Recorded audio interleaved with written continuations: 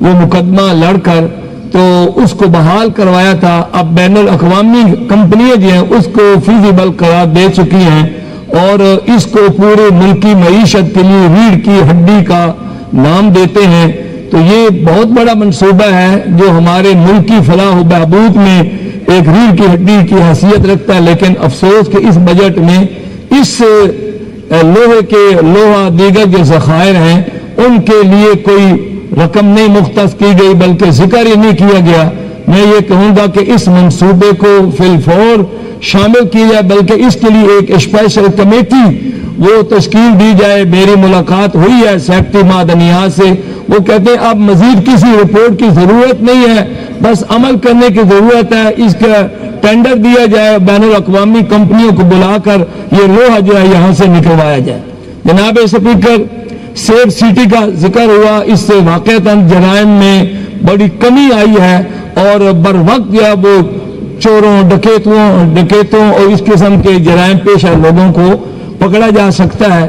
تو ہمارا چنیوٹ جو ہے چونکہ اس کا مغربی حصہ دریائے چناب کے کنارے پر واقع ہے اور کچے کا علاقہ ہے, تو اس چنیوٹ ضلع کو بھی سیف سٹی کی جو سہولت ہے وہ کیمرے ان سے بہرور ضرور کیا جائے. میں سمجھتا ہوں جناب اسپیکر کہ صحافی اور صحافت ہمارے جو ایک بنیادی ڈھانچہ ہے ملک کا, ریاست کا, اس کا یہ چوتھا ستون ہے.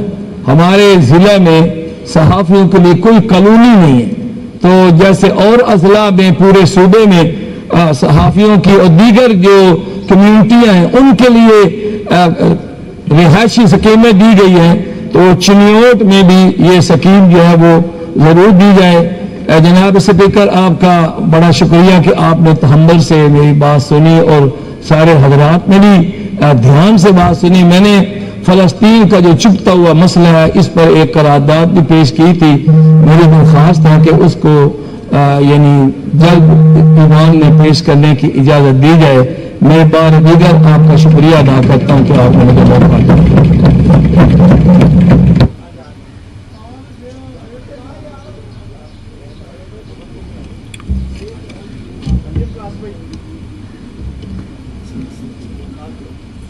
اعوذ باللہ من الشیطان الرجیم, بسم اللہ الرحمن الرحیم. جناب اسپیکر, میں سب سے پہلے تو اللہ تعالیٰ کا شکر ادا کرتا ہوں کہ آج ہم سب یہاں پہ سب سے ہائیسٹ ہاؤس میں بیٹھے ہوئے ہیں, اور اللہ سے یہ دعا کرتا ہوں کہ اس ہاؤس کی رسپیکٹ کے لیے, آنریبل ممبرز کی رسپیکٹ کے لیے اور سیاستدانوں کی رسپیکٹ کے لیے ہم سب کو ایک ہو کر چلنا چاہیے. ایسا نہ ہو کہ جس طریقے سے 40 سال بعد بھٹو صاحب کے گزر جانے کے بعد ایک عدالتی فیصلہ آتا ہے جس میں کہا جاتا ہے کہ 40 سال پہلے فیصلہ غلط تھا, تو جناب اسپیکر ایسا نہ ہو کہ آج ہم کوئی ایسی غلطی کریں جس پہ پھر ہمیں 30-40 سال بعد دوبارہ ریگریٹ کرنا پڑے. آج اکٹھے ہونے کی ضرورت ہے, آج سیاستدانوں کو اکٹھے بیٹھنے کی ضرورت ہے, اور یہ وقت کی ضرورت ہے, یہ صوبے کی ضرورت ہے, اور یہ اس ملک کی ضرورت ہے. جناب اسپیکر, میں لا اور اکنامکس کا اسٹوڈنٹ ہوں اور میں نے بجٹ کے ایکسپرٹس دیکھے ہیں, اور میں یہ محسوس کرتا ہوں کہ جو بھی پہلا بجٹ ہوتا ہے کسی بھی سرکار کا, وہ سرکار کی پرائرٹیز اور اس کی ڈائریکشن کو شو کرتا ہے. اس بجٹ کو دیکھتے ہوئے میں نے دو چیزیں بڑے کلیئر کٹ دیکھی. ایک تو میں نے دیکھا کہ یہ بیوروکریٹک جگلری آف نمبرز ہے, بالکل اسی طریقے سے جس طریقے سے 8 فروری کی رات اور 9 کو فارم 47 میں نمبروں کا ہیر پھیر کیا گیا. اس کے بعد میں دیکھتا ہوں کہ یہ بجٹ آپٹکس پر مبنی ہے. ہونی چاہیے آپٹکس. جناب اسپیکر, آپٹکس فائنانس منسٹر صاحب یہاں پہ موجود ہیں.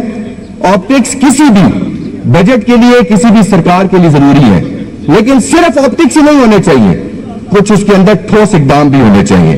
آپٹکس کیسے؟ آپ نے رمضان نگہبان پیکیج دیا, اس پر بھی جناب نواز شریف صاحب کی فوٹو آپ نے لگا دی تھیلوں کی اوپر. آپٹکس. کل رات کا واقعہ ہے جناب اسپیکر, آپ کی توجہ چاہوں گا. کل رات کا واقعہ ہے میرے حلقے میں PP1 ہدروں میں 600 بوری آٹے کی اسپیشل برانچ نے پکڑی ہے, جو کہ میرا چونکہ وہ بارڈرنگ ایریا ہے وتھ KP, تو یہ نگہبان پیکیج کی جو آٹے کی بوریاں ہیں 600 بوریاں, جس میں سے 300 سمگل ہو چکی ہوئی تھی اور 300 स्मगल हो रही थी जो कि स्पेशल ब्रांच ने प्रिहेंड की और उनको रोका। तो आप तो सर क्लेम करते हैं कि हम तो डोर टू डोर पैकेट पहुंचा रहे हैं। ये वही पैकेज है जो रिक्शे पे लोड होता है, एसी फोटो खिंचवाता है, तहसीलदार फोटो खिंचवाता है, गिद्दावर फोटो खिंचवाता है, पटवारी फोटो खिंचवाता है और घूम के दोबारा वो एसी के ऑफिस के बाहर आके खड़ा हो जाता है और फिर ये पेशावर चला जाता है, ये चला जाता है। फिर मैं बात करता हूं सर एजुकेशन की। आप ये देखें कि इस मुल्क में, इस सूबे में 1000 रुपए से कम आपने एलोकेशन दी है। मेडिकल में 800 से कम पर हेड आपने एलोकेशन दी है। यूथ एंड स्पोर्ट्स के लिए आपने 50 रुपए से कम की एलोकेशन दी है। फिर जनाब speaker, Nawaz Sharif ITCT, Nawaz Sharif institute of cancer treatment, Nawaz Sharif institute of cardiology, खराज तहसीन पेश करता हूं मैं गवर्नमेंट को। चाहिए हमें ये, लेकिन नाम क्यों? ये पब्लिक का पैसा है, ये ट्रस्ट का पैसा नहीं है, ये किसी का जाती पैसा नहीं है, ये पंजाब की आवाम का पैसा है। ये आप अपने एक्सपर्ट्स के नाम पे लगाएं। क्या आपके आज कार्डियोलॉजिस्ट अमेरिका में अपना नाम कर रहे? क्या आपके पास नोबेल लॉरिएट्स नहीं है? क्या आपके पास अवार्ड याफ्ता लोग नहीं है जिनके नामों के ऊपर ये इंस्टीट्यूट रखे जा सके? खुदा का वास्ता इसको एक डायनेस्टी का पंजाब ना बनाए, इस पंजाब को पंजाब रहने दें। उसके बाद एयर एम्बुलेंस, एक और ऑप्टिक जरूरत है, होना चाहिए। मैंने ऑस्ट्रेलिया में जनाब स्पीकर खुद, मेरा एक ऐसा वाक्य हुआ, मुझे एयर एम्बुलेंस आई मेरे पीछे, होना चाहिए, बहुत बड़ा इक़दाम है, लेकिन ऑप्टिक्स की हद तक नहीं होना चाहिए। आप देखिए हमारे पास क्या एयर एम्बुलेंस का इंफ्रास्ट्रक्चर मौजूद है। आज डीजी खान में अगर कोई इमरजेंसी होती है, वहां पे कहां पे हेलीकॉप्टर लैंड करेगा?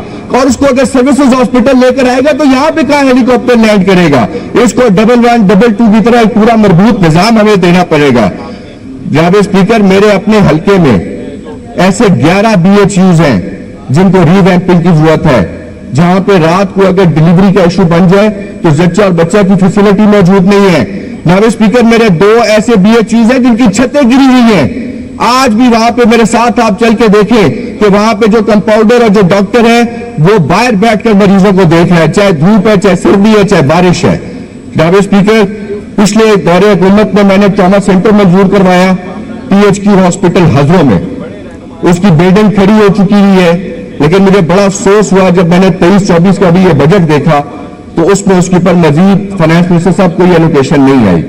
जब उसका एक इंफ्रास्ट्रक्चर बन चुका हुआ है और बहुत प्यारी बिल्डिंग वहां पे बनी पड़ी है, अब सर हमने वहां पे उसका रेवेन्यू कंपोनेंट डालना है और हमें आपकी मेहरबानी चाहिए ताकि हमारे मरीज जब उसका एक्सीडेंट हो जाए, हार्ट अटैक हो जाए, कोई ऐसा प्रॉब्लम हो, उसको जब वो हजरो हॉस्पिटल पहुंचता है उसे कहते हैं अटक BHQ पहुंचे, जब वो अटक BHQ जाता है उसे कहा जाता है पुंडी पहुंचे।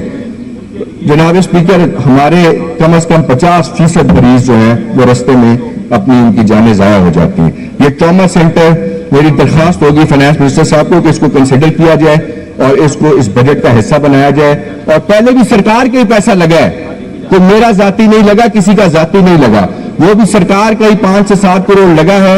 इंफ्रास्ट्रक्चर बन चुका हुआ है, अब रेवेन्यू कंपोनेंट के लिए पैसे जारी किए जाएं ताकि आगे इस सिलसिले को बढ़ाया जा सके और लोगों को उसकी मदद मिल सके। फिर मैंने अपने दौरे हुकूमत में एक लाइब्रेरी और लर्निंग सेंटर वहां पे बनवाई, उसके ऊपर भी 8 करोड़ रुपया लगा, उसका भी इंफ्रास्ट्रक्चर मुकम्मल है, लेकिन revenue component because of lack of funds वो नहीं है। वो इंश्योर करें सर कि उसमें किताब आ जाएं, उसमें कंप्यूटर्स आ जाएं, उसमें रिसोर्स आ जाए ताकि हमारा जो नौजवान है वो उससे फायदा उठा सके।